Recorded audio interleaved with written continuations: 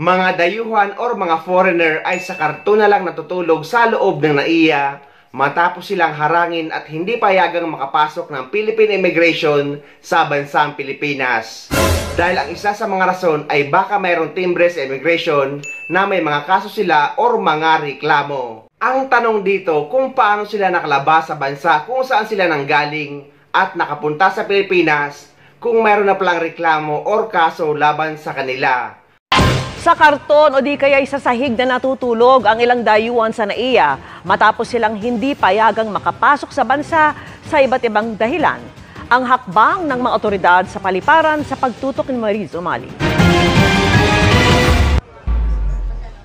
Hindi sila mga homeless na sumalampak na lang sa kung saang sulok para lang may matuluyan at matulugan.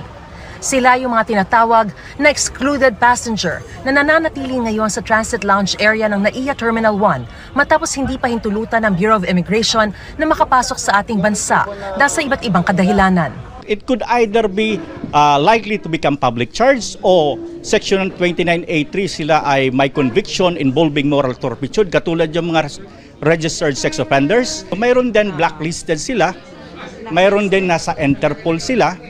Para mabigyan ng kaunting privacy, merong mga kahoy na ginamit na pantabing sa kanila na may karatulang Inadmissible Passenger Holding Area.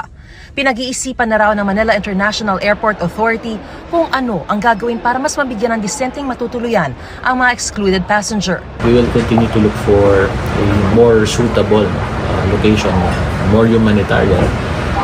It's not acceptable that even if they are excluded passengers that they will be sleeping on cartons and sources, mga sahig.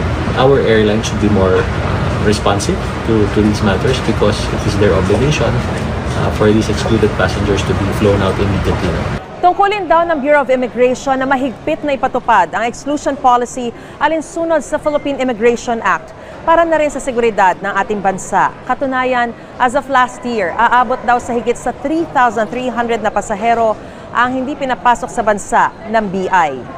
We have to understand there are security concerns. Once yan ay ma-exclude, itinuturn over po yan natin sa airline operator and it should be boarded. The first available flight. There should not be waiting time. Yan po ang konsepto kasi they are threat to our national security.